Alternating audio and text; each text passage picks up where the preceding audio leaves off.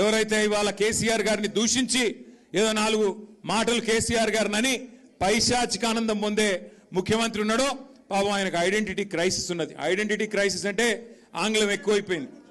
Identity crisis అంటే తెలుగులో చెప్తే ఆయన ఎవడు దేక్తలేడు, ఎవడు గుర్తుపడతలేడు.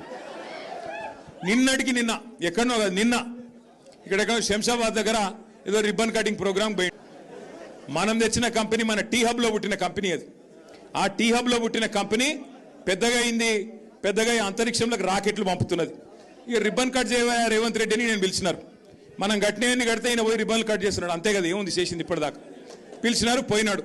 సరే పోయినాడు, ఏదో పోజులు కొడుతూ అక్కడ నిలబడి ఇట్లా అట్లా పోజులు కొడుతున్నాడు.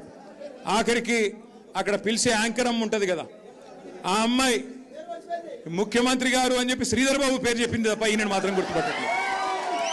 ఇది మొదటిసారి కాదు, చివరిసారి అంతకంటే కాదు. 2.5 ఏళ్ళు అయిపోయింది. యాంకర్లు గుర్తుపెట్టుకోవట్లేదు, యాక్టర్లు గుర్తుపెట్టుకోవట్లేదు, ఎవడు గుర్తుపెట్టుకోవట్లేదు ఆయన పేరు. ప్రజలైతే ఆయన పేరు తీస్తేనే బూతులో వర్షం కురిపిస్తున్నారు.